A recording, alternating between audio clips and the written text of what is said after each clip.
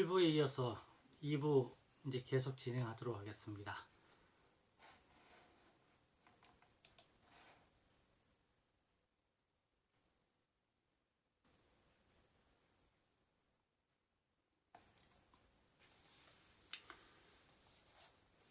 지난 시간에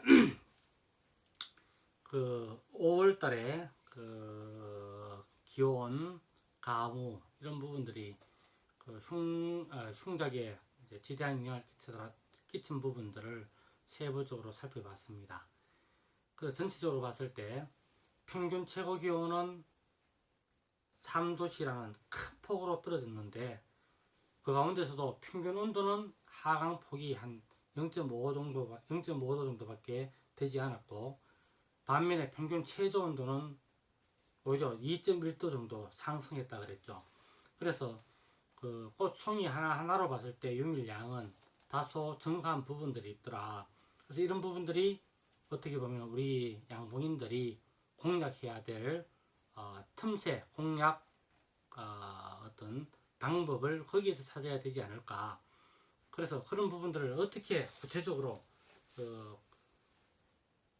공략을 해 나가느냐, 이런 부분들을 한번 집중적으로 다뤄보도록 하겠습니다.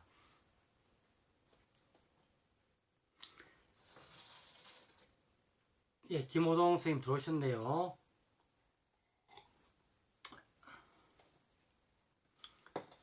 아무래도 우리 밴드 중임을 맡으셔가지고 앞으로 이렇게 큰 일을 하셔야 되는데 건강도 잘 챙기시고 뭐 너무 이렇게 무리하지 마십시오. 예, 이길로 선생님, 예, 반갑습니다.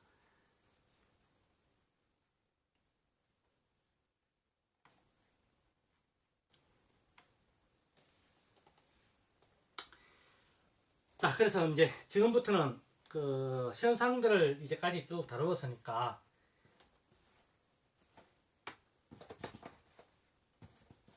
예, 쉬는 시간이 이게 10분이지만은 막상 이렇게 10분이라는 시간 동안에 해야 될 일이 많네요. 그 분풀 지우개도 틀어야 되고 담배도 한 대 태워야 되고 그리고 또 커피도 한 잔 마셔야 되고 참 바쁩니다.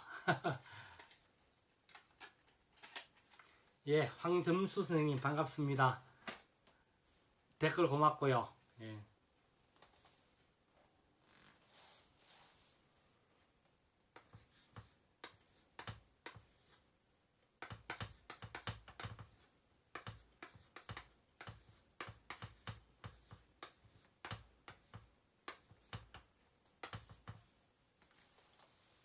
앉아서 진행하려니 허리는 아프고 이 보통 고역이 아닙니다.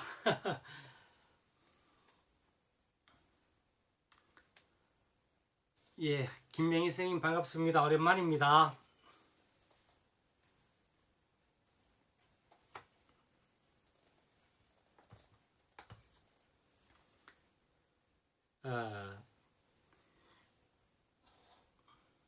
평년에도 마찬가지지만 올해같이 이렇게 작황이 부진한 해일수록 사실은 채밀군의 군세가 채밀량에 막대한 영향을 줍니다.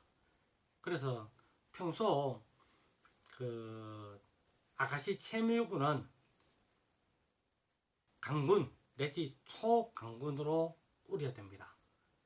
그 실제 많은 이 양봉인들이 또 양궁용가에서 보면은 이 자체 개상을 올려가지고 이제 그 개상군으로 꿀을 뜨시는 분이 많은데, 원래 같은 해에는 그 기존의 방법대로 이렇게 채밀군을 꾸렸다면은 사실은 그 채밀 효랑이 성적이 나쁠 수밖에 없어요. 그래서 대원칙은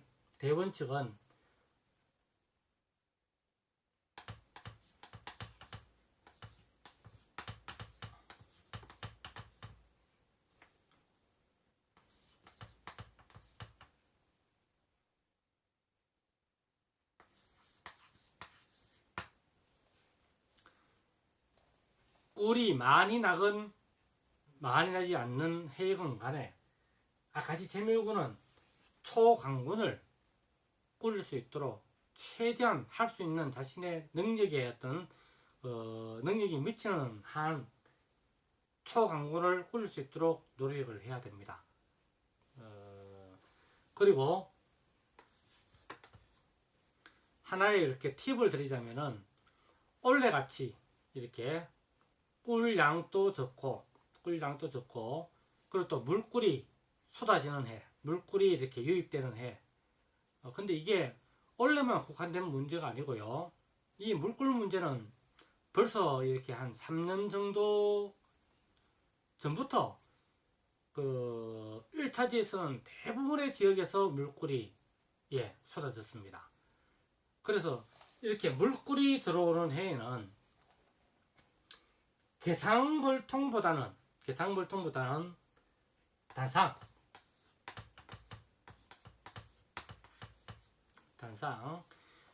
근데 그냥 단상이 아니고 가상을 반드시 운용을 해야 됩니다. 가상을. 그래서 옛날에 과거 뭐 벌써 한 10년도 더 된 것 같네요. 과거에 한때 이렇게 그때만 하더라도 단상에다가 가상을 올려가지고, 물론 이제 그 단상 밑에는 그 헛집 방지망을 반드시 이렇게 설치를 해야 됩니다. 그래서 이 보통 뭐 그때 이제 12매 단상불통이 굉장히 유행을 했는데, 가상을 이용한 단상 12매 벌통 이런 것들을 이용해서 채밀군을 운용한다면은 물꿀이 들어오는 해에는 개상을 이용하는 것보다 더 많은 수확량을 얻을 수가 있습니다. 그리고 그 기술적인 부분이긴 한데, 꿀을 뜰 때 이 꿀벌이 활동하는 그 습성을 잘 이해하고 활용한다면 많은 도움을 받을 수가 있습니다. 그래서 꿀벌의 활동과 관련된 가장 중요한 것이 동태온도입니다. 동태온도. 근데 이 동태온도를 측정할 때 어떻게 하느냐? 그 5월달에 이 꿀벌의 외역 활동과 관련해서 동태온도는 대략 한 22도 정도를 이렇게 설정할 수가 있는데요. 뭐 22에서 23도 정도 이렇게 설정할 수가 있는데, 이 온도가 그 꿀을 뜨기 위해서 가린 개상벌통을 이용한다면은 소비 바깥에 있는 사양기, 그 소비가 붙어 있고 그 뒤에 이제 뭐 사양기나 격리판을 붙이고 뒤에 빈 공간이 남죠. 그 빈 공간의 온도가 동태온도인 22도, 최소 22도 이상이 되면은 벌들이 외역에 더 왕성하게 활발하게 종수하게 됩니다. 그래서 보다 많은 수의 역봉을 바깥으로 내보낼 수가 있죠. 그래서 군세가 약해서 소비 바깥의 그 빈 공간의 온도가 이 동태 온도가 돼야지만이 나가기 때문에, 이 동태 온도를 맞추는데 어려움을 겪는 군세의 벌이라면은 당연히 외역에 종수하는 벌의 양이 적다 보니까, 곧 외역봉이 적다 보니까 유입되는 들어오는 꿀의 양도 상대적으로 줄어들 수밖에 없습니다. 그래서 이 동태 온도를 최대한 효율적으로 올리기 위한 여러 가지 조처들을 할 수가 있습니다. 예컨대 꿀을 뜨러 나갔을 때, 아카시 유밀기에 꿀을 뜨러 나갔을 때, 왜 올해 같은 경우에 저온 현상과 물꿀이 들어오면서 외역봉이 상당 부분이 망실됐다 그랬죠. 이랬을 때 채밀하는 소비 숫자를 줄여줘 가지고 그 격리판 넘어 또는 사양기 넘어 여윳벌이 최소한 한 장벌 이상의 여윳벌이 있을 수 있도록 소비 숫자를 줄여주는 것이 동태온도를 만드는 효과적인 방법 가운데 하나입니다. 그리고 또 하나는 비닐계포라든지 본덮개를 활용해서, 또 경우에 따라서는 소문도 과거에 이렇게 그 정상적인 5월의 날씨겠다면 왜 안 그렇습니까? 유밀지에 가서 꿀을 뜰 때 대부분의 이 봉주님들이 그냥 습관적으로 소문을 다 열어버리죠. 그래서 많은 수의 역봉들이 쉽게 드나들 수 있도록 한다라는 해야겠다는 어떤 그런 사람의 머릿속 계산을 가지고 아예 소문을 제거해버립니다. 그런데 저온 현상이 있다든지 또는 아니면 원래처럼 강우가 많은 그런 기후 상태에서는 소문을 좁혀주는 것도 이 동태 온도를 보다 쉽게 끌어올리는데 도움을 주게 됩니다. 그래서 좀 더 이렇게 기술적으로 단순한 어떤 그런 방법론적인 문제로서 소비의 숫자를 줄여준다거나 비닐계포 보온 덮개로서 온도를 좀 더 이렇게 보호해 준다든지 소문도 이렇게 그 넓이를 줄여준다든지 뭐 이런 것들도 이 꿀벌의 외역 활동이 활성화될 수 있도록 유도하는 한 방법이 될 수 있다는 겁니다. 그리고 그 네 번째, 그 물꿀이 들어왔을 때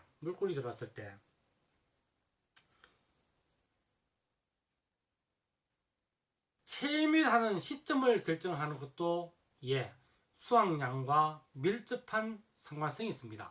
그리고 채밀한 시간도 많은 영향을 끼칩니다. 그래서 물꿀이 들어올 때 이렇게 꿀이 어느 정도 들어왔는지 보통의 이제 봉주님들이 그 볼통 뒤나 옆을 이렇게 들어보고 무게감을 가지고 꿀은 언제 떠야 되겠다라는 어떤 그런 그 채밀 시기를 결정하게 됩니다. 자, 그런데 물꿀이 들어올 때에는 진꿀이 들어올 때보다 채밀 시점을 당기는 것이 낫습니다. 다시 말해서 그 양봉인들은 그러죠. 그런 얘기를 하죠. 꿀은 차야 뜬다라는 말씀들을 많이 합니다. 그런데 진꿀이 들어올 때에는 최대한 많이 이렇게 꿀이 유입되어 가지고 개상 소비와 소비 사이에 하얗게 밀방이 잡혀 나와서 밀방이 잡혀 가지고 꿀의 양이 그 소비의 배가 부르다 그러죠. 배가 이렇게 불러올 정도로 최대한 놓아뒀다가 경우에 따라서는 뭐 폭밀이 진다 하면은 소비와 소비 사이를 벌려서라도 그 밀방 잡히는 면적을 최대한 넓게 가집니다.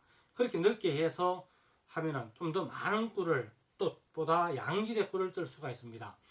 하지만은 물꿀이 들어올 때는 채밀 시점을 진꿀이 들어올 때보다 더 당겨야 됩니다. 그리고 또 왜 그런 현상이 있죠. 저녁 때는 확인해 보니까 벌통이 들리지 않을 정도로 묵직한데 아침 돼서 확인해 보면 새까말 겁니다. 그게 물꿀의 특징이죠. 그 밤새에 그 수분을 증발시키고 농축하는 과정에서 그야말로 이 넥타 수준의 물꿀들은 다 날려버리면 남는 게 없습니다. 어떻게 보면은 그 역풍들이 먹고 나갈 먹이마저도 부족한 어떤 그런 상황도 있을 수가 있습니다. 그래서 이럴 때는 그래도 이런 상황에서도 꿀을 떠야 되겠다라고 했을 때는 너무 이렇게 새벽 시간에 일찍 정상적으로 그 진꿀이 들어올 때처럼 꿀을 뜨게 되면 벌에 이렇게 막대한 피해만 끼치게 되고 실제 수확량은 아주 극히 저조하게 됩니다. 그래서 이럴 때는 오후 한 2시나 3시 정도 돼 가지고 그 이후 시간, 채밀이 끝난 이후 시간에도 어느 정도 이렇게 꿀의 수집이 가능할 수 있는 여지를 두고 난 다음 짧은 시간, 대체로 1시간 반에서 2시간 정도에 걸쳐 가지고 짧게, 그리고 또 개상벌 같으면은 단상개상을 모두 다 털지 말고 개상꿀만이라도 채집을 하게 되면은 채밀을 하게 되면은 그래도 나름의 성과를 얻을 수가 있습니다. 이런 것들이 이제 물꿀이 들어올 때 봉주님들이 이 수익을 이렇게 증대시키는 한 방법이라고 볼 수가 있습니다. 그래서 채밀 시점과 채밀 채밀 시간, 가급적이면 오후 2시, 3시는 넘기지 말고요. 그렇게 해서 2시에서 한 4시, 늦어도 한 4시 반 이전에는 채밀이 끝날 수 있도록 그렇게 시간을 딱 책정해서 오후에 채밀 활동을 하게 되면은 수확은 수확대로 얻을 수도 있고, 그리고 또 꿀벌은 꿀벌대로 어느 정도 보호가 가능합니다.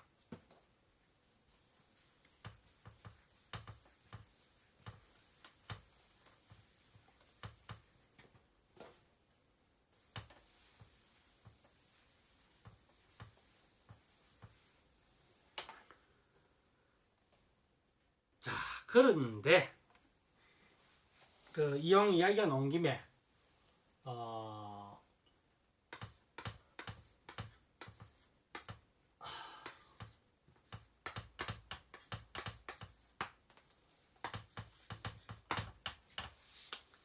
팁을 하나 드리도록 하겠습니다.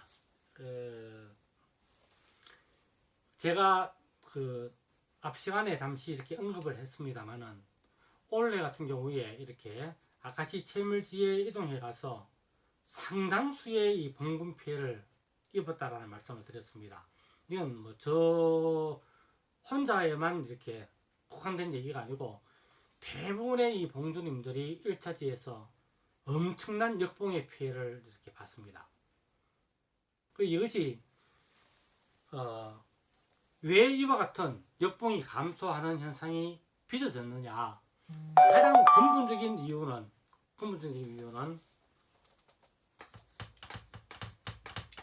유입되는 꿀이 물꿀이기 때문입니다. 그래서 역봉을 망치하게 되는 이유이기도 하고, 그래서 이 꿀농사를 망치게 되는 이유이기도 한데, 이 물꿀이 유입될 때 어떻게 해야 되느냐?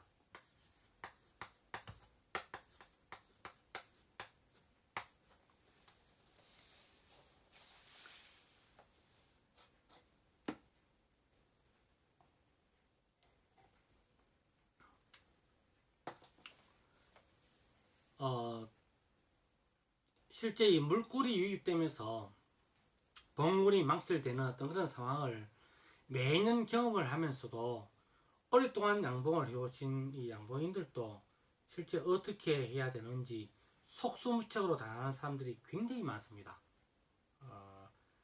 아주 심각한 문제임에도 실제 이 꿀벌이었던 생태라든지 습성, 그리고 또 채밀군을 운영하는 어떤 방법, 이런 부분에서 전문적인 지식과 기술이 부족하다 보니까 매년 그 피해를 되풀이해서 당하게 되는 그와 같은 현상이 아주 빈번합니다.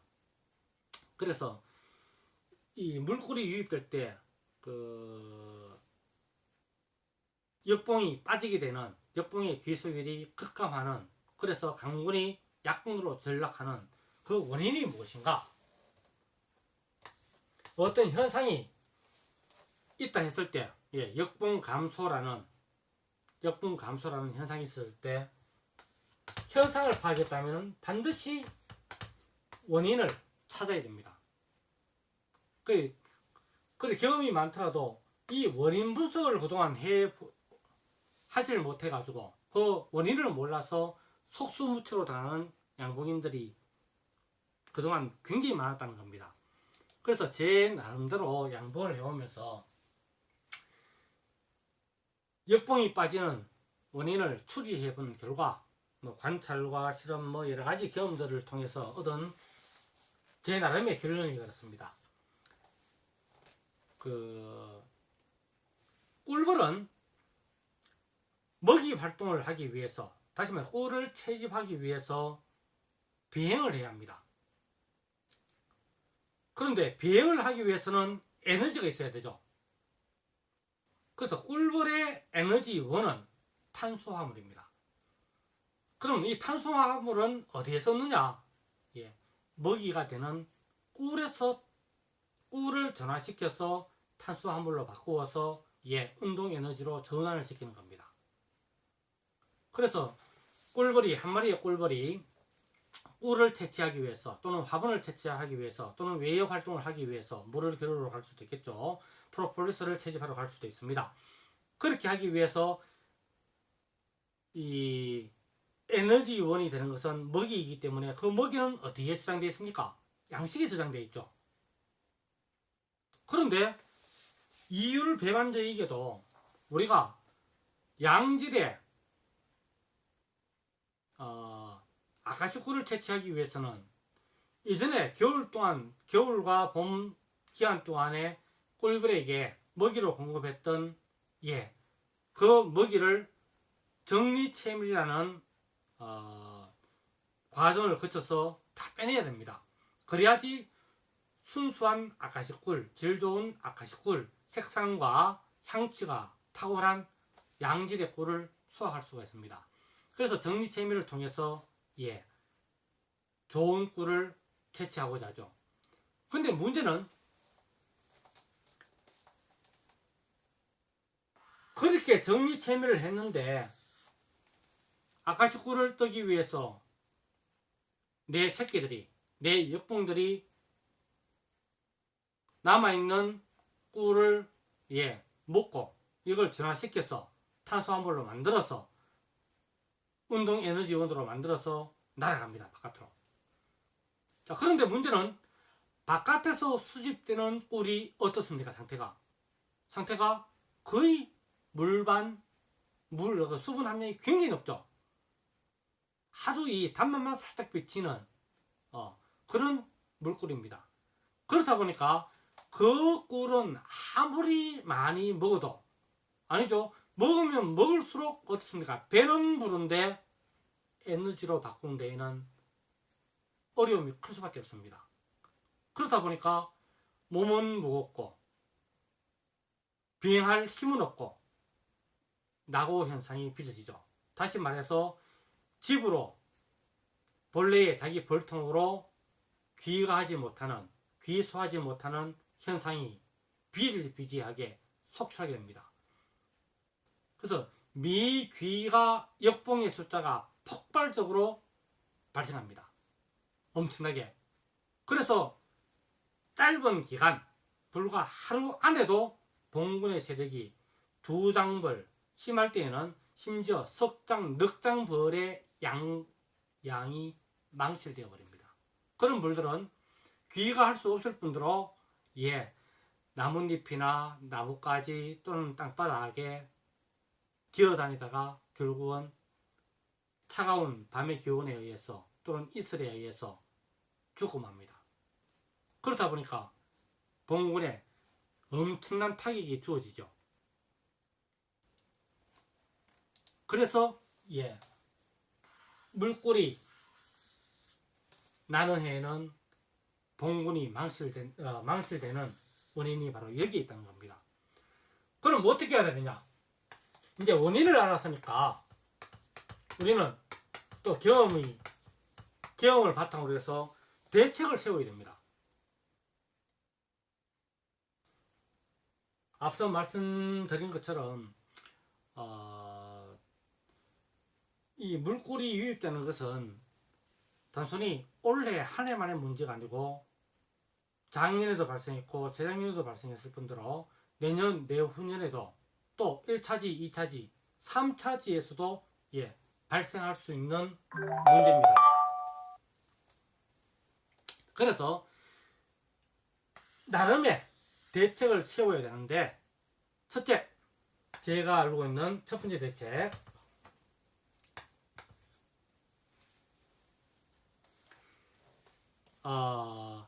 현장에서, 아카시 체밀 현장에서 최선의 대책은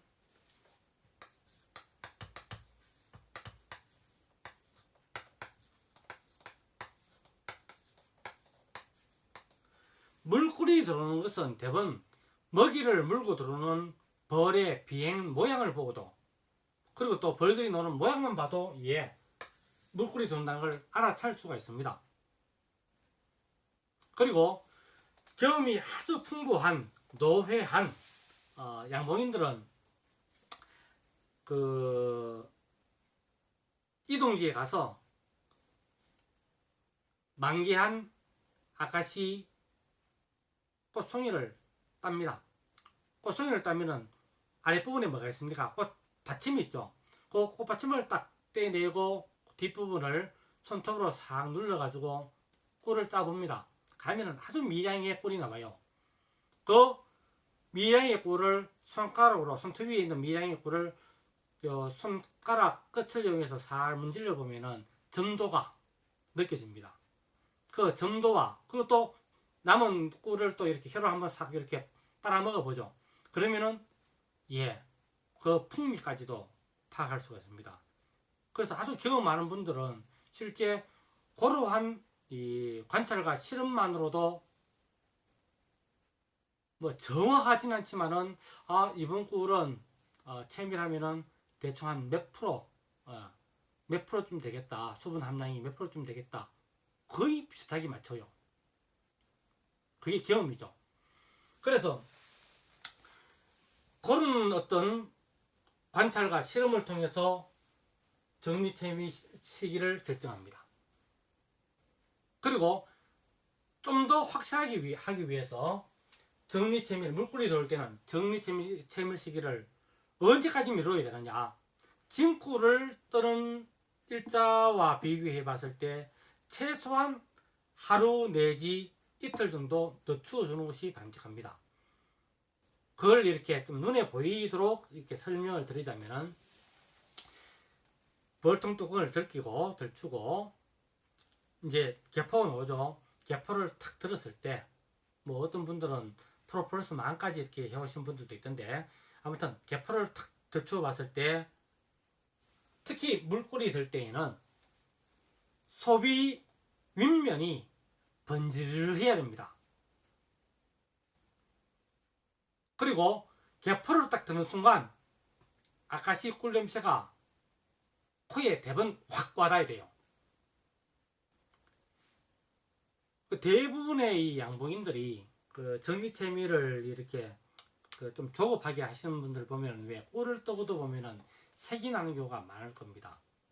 그 색이 나는 가장 큰 이유가 정리채밀 시기를 너무 앞으로 당겨서 그 조금이라도 아카시 꿀을 많이 뜨고자 하는 욕심 때문에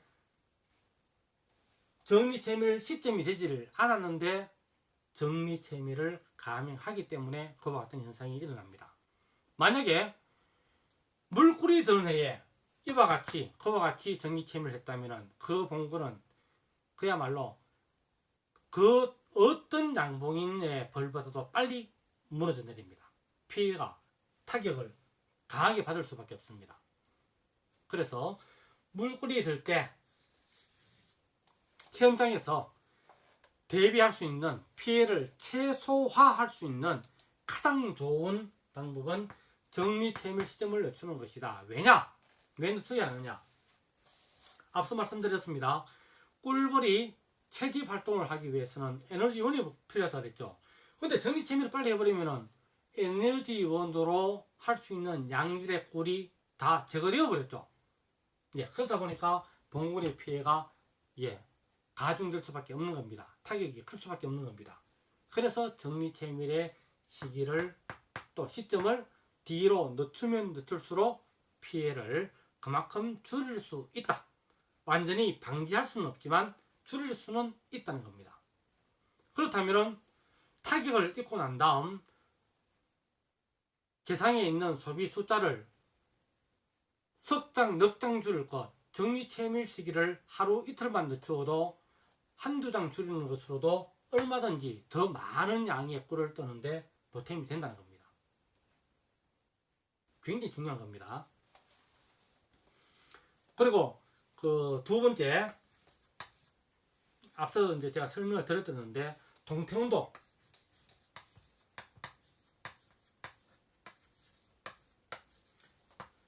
봉군의 동태 온도를 조성하는데 어떤 방식으로든 도움을 줄 수 있어야 된다. 물꿀이 드는 해에는 더욱더, 뭐 제가 아까 설명을 드렸죠. 보온덮개나 비닐개포를 이제 사용한다든지, 또 채밀 소비 숫자를 줄여준다든지 제가 설명을 드렸습니다. 그리고 이 두 가지가 현장에서 할 수 있는 방법이라면은, 미연에 그 채밀을 운영할 때, 특히 이제 꿀벌을 사육하면서 사실은 이 예측하는 힘이 있어야 됩니다. 예측하는 어떤 힘이 있어야지 어떤 미래의 어떤 벌어질 상황에 미리 대비해서 그 피해를 줄일 수도 있고 막을 수도 있다는 겁니다. 그래서 그 예측과 관련해서 이제 하나의 말씀을 드리자면은, 채밀군의 편성식이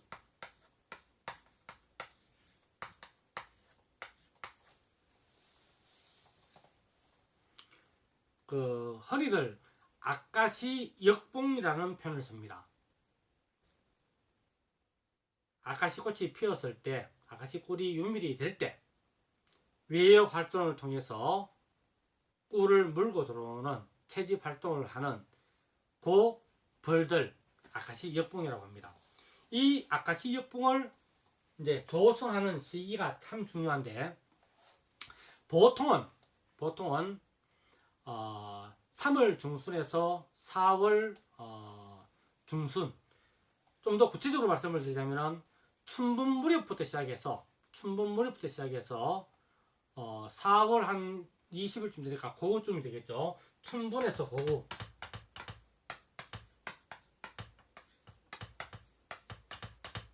3월 20일에서 4월 20일. 자, 그런데 이제 이 건년에 들어가지고 아까시가 개화되는 시기가 전체적으로 빨라진다라고 했습니다. 그래서 4월 20일이 지난 한 4년, 5년 전의 일이에요. 이때까지만 사실은 그때까지만 그때만 하더라도 한 4월 20일까지만 아까시 채밀곤을 편성했다면 무던했습니다. 그리고 아까시 역봉도 대략 한 청명 4월 한 5일 정도까지 이렇게 산란을 받아도 얘네들이 아카시 외역봉으로 이제 한 2타지 두 번째 채밀이나 3타지 첫 번째 채밀 할 때는 외역에 이렇게 동수하는 벌로 키울 수가 있었습니다. 그래서 4월 한 20일까지 아카시 채밀군을 이렇게 구성을 했는데 점차 당겨져 가지고 4월 한 17일 정도까지 당겨졌더랬습니다. 자, 그런데 원래같이 개화 시기는 초기에는 빨라졌다 그랬죠. 1차지에서는. 그런 개화의 뒷 날씨가 만약에 원래와 같은 변수가 아니라면 이 4월 한 17일까지 아카시 채밀군을 편성하면 되는데 예외적으로 물꿀이라는 변수가 생겼죠. 이때는 이 시점을 좀 더 늦춰주는 것이 바람직합니다.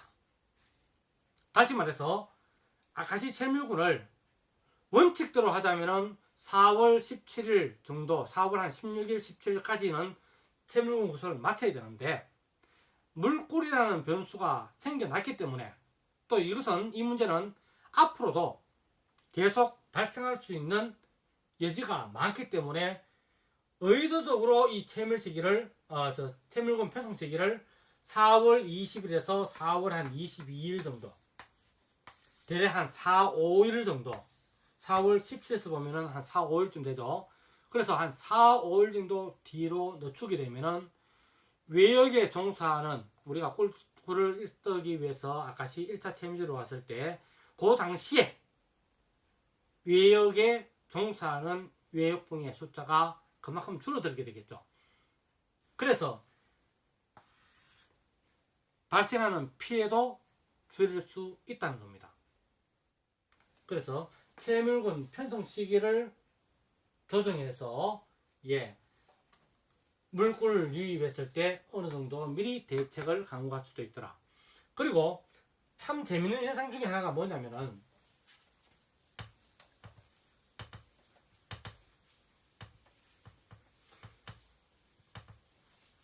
물꿀이 유입되면서 물꿀이라는 변수가 있습니다. 이 물꿀과 그리고 채밀군 편성 시기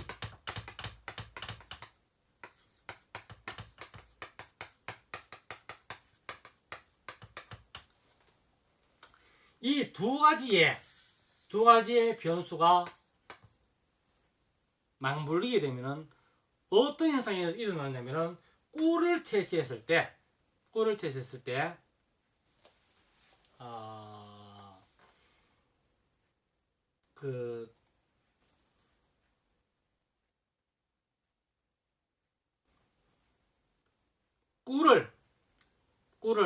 이제 물꿀이니까 당연히 어떻게 해야 되겠습니까? 이것을 이제 그 양봉원에 가지고 수분을 날려야 되겠죠. 그렇게 수분을 날리게 되면은 어떤 현상이 일어나면은 병의 그 뚜껑 부분까지 크림이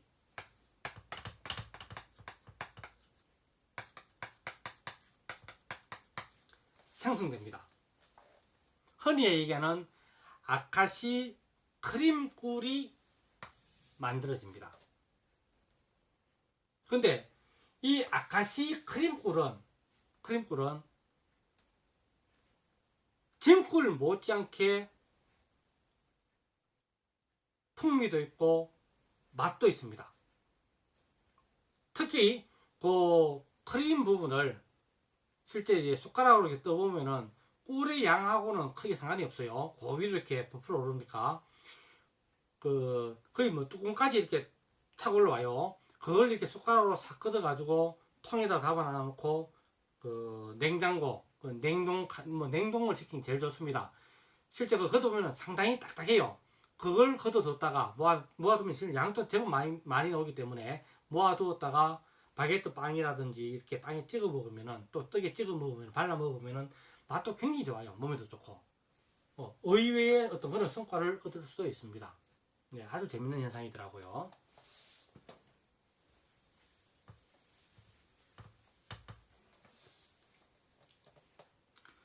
그리고 하나를 빠뜨렸는데, 아카시 역봉 시기, 다시 말해 채밀골의 편성 시기를 조정해서도 어느 정도 물꿀이 들어왔을 때 발생하는 피해를 줄일 수가 있고요.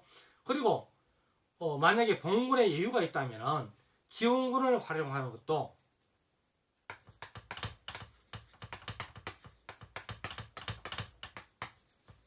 이거는 피해를 줄이는 방법은 아니지만, 지온군을 활용하는 방법은 피해를 줄이는 방법은 아니지만은 보다 많은 꿀, 어차피 이제 꿀을 뜨러 나갔으니까 꿀의 양으로 승부를 봐야 되죠. 그래서 보다 많은 꿀을 채밀하기 위해서 지온군을 활용하는 방법이 있습니다. 그래서 이 그냥 본봉장에 채밀군으로 활용하기에는 세력이 약하고 또 이렇게 채밀군을 활용하기 위해서 지원을 했던 어떤 그런 군사들이기 때문에 그냥 방치해뒀던 그런 벌들을 채밀장으로 가져와서 보태주는 겁니다. 근데 보태주는 것도 어떤 분들 보면은 이제 그 밤에 싣고 와가지고 벌통 앞에 막 틀어요. 그야말로 그 벌 온 봉장이, 채밀장이 그 틀어낸 벌로 인해 가지고 대혼란이 빚어집니다. 절대 그럴 필요 없습니다. 그래서 이 지원군을 가지고 왔을 때에는 이제 이 채밀군을 쭉 이렇게 배열을 해뒀다면은 그 볼통 위에다가 하나씩 갖다 얹어요. 소문을 열고 다 갖다 얹습니다. 그래서 뭐 아침 일찍이 소문을 활짝 열어가지고 쭉 역풍들이 빠져나가도록 하고 난 다음에 대략 한 10시나 11시쯤 돼가지고 소문을 닫아서 딴 데로 옮겨버리거나, 아니면은 뭐 딴 데 옮겨가기가 어려움이 있다면은 벌통에서 내려가지고 그 채밀군 뒤편에다가 반대 방향으로 소문을 열고 활동을 하게 내버려두게 되면은 외역을 위해서, 꿀을 뜨기 위해서 나갔던 역풍들이 위에 자기 집이 없으니까 어떻게 되겠습니까? 밑으로 설림 현상이 해가지고 밑에 있는 채밀군 속으로 합류하게 됩니다. 그럼 자연스럽게 이 지원군들이 보태지는 효과를 얻게 되죠. 그런 식으로 보태주면은 혼란도 막으면서 아주 이렇게 효율적으로 지원군을 이용할 수도 있습니다.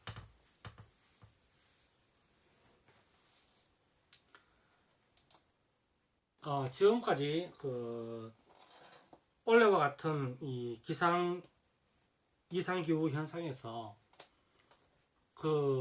어떻게 하면은 좀 더 이렇게 피해를 줄이고 좀 더 많은 꿀을 뜰 수 있을는지 그 방법들에 대해서 살펴보았습니다.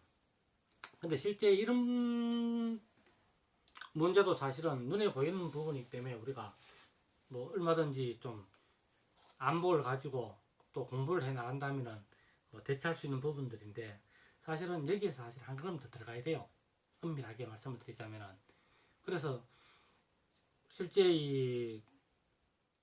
근간에 들어서 아카시 우리 양봉인들의 숫자도 상당히 많이 늘어났습니다. 그리고 미런질은 점점점 줄어들고 있고요. 그래서 좀 근본 문제에 대해서 성찰해 고찰해보고 이런 근본적인 어떤 문제들을 하나씩 하나씩 개선해 나가는 그런 노력들이 참 필요합니다. 다시 말해서 우리나라의 아카시 미런지들 뭐 이름난 어떤 그런 명수들이 많이 있습니다. 그 미런지의 미런수들은 대체로 이 60년대, 70년대 이 조림 사업, 산림 녹화 사업을 통해 가지고 심었던 나무들입니다. 그렇다 보니까 굉장히 노령화가 되어 있어요. 근데 이 아카시 나무의 경우에는 수명이 한 40년에서 한 45년 정도 됩니다. 그래서 실제 60년에서 60, 70년대에 걸쳐서 조성한 아카시 군락들은 어떻습니까? 지금 뭐 대부분 다 고사 직전이죠. 노목화되어 있습니다. 근데 실제 아카시 꿀은 15년생 전후가 돼야지 제일 왕성하게 이렇게 유미를 하게 됩니다. 꿀을 분비하게 됩니다. 그리고 한 25년 정도가 지나게 되면은 꽃대도 짧아지고 유밀량도 아주 급속히 줄어들게 됩니다. 그래서 지속적으로 좀 아카시를 식재를 해 나가는 또 관리를 해 나가는 어떤 그런 노력들이 병행이 돼야 될 겁니다. 뭐 거기에다가 실제 또 보면은 아카시 홀락지도 사실 자연적으로 이렇게 감소하기도 하고 노목화해서 감소하기도 하고 또 개발 사업에 의해 가지고 없어지기도 하고요. 또 뭐 무단으로 이렇게 어떤 뭐 공장을 뭐 세운다든지 뭐 어떤 뭐 개발을 한다든지 이래 가지고 무단으로 벌목하는 경우도 있고 참 이 아카시 나무 이 아카시 곤락이 엄청나게 줄어들고 있습니다. 그래서 여기에 대해 가지고 지금 현재 남아 있는 미런지라도 잘 관리하고 보호하고 하는 어떤 그런 노력들이 우리 양봉농가들 스스로도 노력을 해야 되겠고요. 또 지자체라든지 국가 차원의 어떤 그런 노력도 필요하지 않을까 생각을 합니다. 그리고 또 지금 현재 이렇게 우리나라가 보면은 꿀의 생산이 대부분 아카시 꿀이죠. 그래서 이것을 대체할 수 있는 어떤 그런 미련수도 집중적으로 식재하고 관리해 나가는 그런 노력이 필요합니다. 실제 보면 우리는 아카시 꿀, 야생화 꿀, 이제 밤꿀 뭐 이 세 가지가 어떻게 보면 가장 이제 많이 생산하는 꿀의 종류들인데 이런 꿀들은 대체로 5월, 6월이 끝이죠. 근데 우리나라는 어떻습니까? 7월, 8월이 무밀기라고 얘기할 정도로 유입되는 꿀의 양이 절대적으로 감소합니다. 그래서 이 시기 때 채밀을 할 수 있는 양이 될 수 있을 정도로 어떤 대체 미론수를 집중적으로 식재를 하고 관리해 나간다면 우리 양봉인들에게는 경제적으로 큰 보탬이 되지 않을까 그렇게 생각을 합니다. 지금까지 뭐 대체적인 어떤 그런 말씀을 드렸는데 강의를 끝내기 전에 몇 가지 좀 제안을 드리고자 하는데 사실 지금 이제 농한계다 보니까 우연찮게 이 강의를 이제 제가 시작을 하고 있습니다만은 우리 양봉인들이 현재 처해 있는 이 어려움들을 풀어나가는 것이 이런 어떤 작은 시도 하나 이렇게 이루어진다 해가지고 또 아니면 뭐 제 개인적으로 이렇게 뭐 어떤 교육에 어떤 그런 기회를 드린다 해가지고 개선될 수 있는 어떤 그런 성질의 사안은 아닌 것 같아요. 그래서 좀 근본적으로 그리고 좀 더 이렇게 큰 계획을 가지고 우리 양봉인들이 어떤 힘을 모아야 되지 않을까라는 생각을 늘 이렇게 평소에 이렇게 가지고 있습니다. 실제 우리나라에서 이렇게 수확되는 어떤 그런 수확량을 보면은 외국에 비해서는 봉군 한 군당 생산량이 극히 저조해요. 물론 뭐 여기에는 뭐 지정학적으로 우리가 이렇게 북반구에 있다 보니까 그리고 또 온대 지역에 지금 아열대성으로 바뀌고 있습니다만은 한반도라는 어떤 지정적인 위치가 사계절이 뚜렷하다 보니까 5, 6월 달에는 꿀이 나는 어떤 그런 식물들이 많지만은 7, 8월만 되면은 뭐 거의 뭐 전무하다시피 하죠. 그리고 또 이런 어떤 불장점도 물론 이제 생산량하고도 물론 관계가 있습니다만은 우리 어떤 기후기에 적합한 좋은 벌, 다수학, 종봉 이런 것을 사실은 국가 차원에서 사실은 개발하고 보급을 해줘야 되는데 실제 저 예천에서 개발한 그 뭡니까 자원벌 그 자원벌을 제외하고는 종봉 하나 제대로 변변하게 가진 게 없죠. 거기에다가 원래도 이제 많은 농가에서 큰 피해를 봤습니다만은 꿀벌의 질병 국가 차원의 연구, 전략품 개발 전혀 없죠.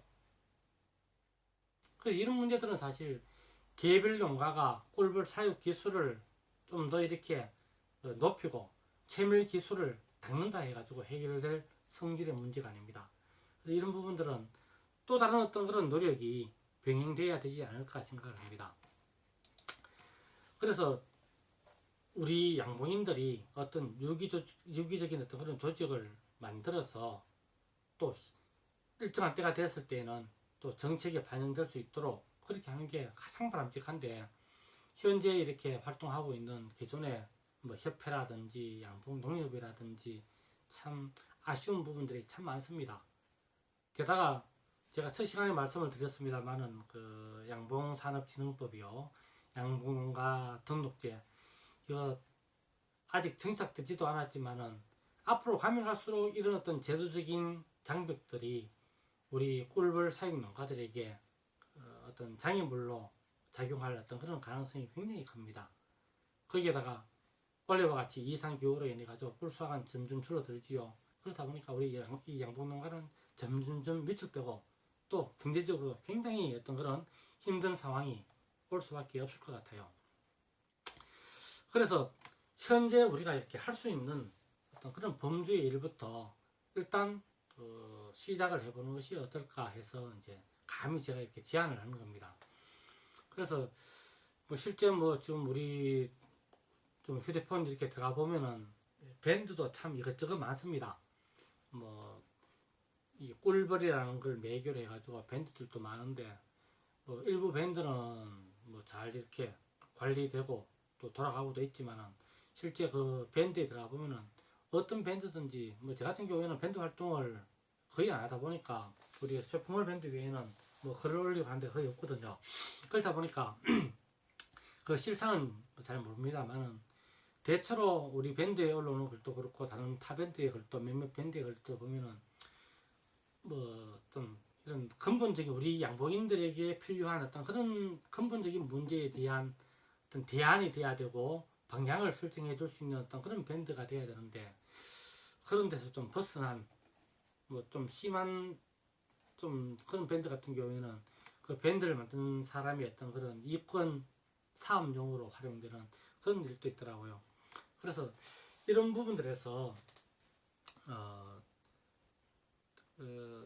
제 나름대로 함께 이렇게 꿀벌을 이렇게 연구하고 그리고 또 이걸 통해 가지고 우리가 안고 있는 어떤 그런 문제들을 또 풀어나가는 어떤 그런 밴드가 지금 뭐 요즘 밴드가 워낙 대세다 보니까 좀 그 단순히 글만 올리고 한번 이렇게 눈팅이라 그러죠. 눈팅을 하는 어떤 그런 밴드의 성격이 아니고 실제 우리가 이렇게 지금 이렇게 실시간 강의를 하고 있는 것처럼 실제적인 어떤 그런 도움을 줄 수 있고 받을 수 있는 어떤 그런 교육이 중심이 되는 어떤 그런 밴드를 한번 만들어 보는 것이 어떨까 해서 지금 생각을 하고 있는데 아무튼 이제 구체적인 부분들은 아직까지는 이제 머리로 생각하는 어떤 그런 단계입니다만은 좀 더 이렇게 좀 구체화해 가지고 한번 출범을 시켜보는 것이 어떨까 하는 생각을 하고 있습니다.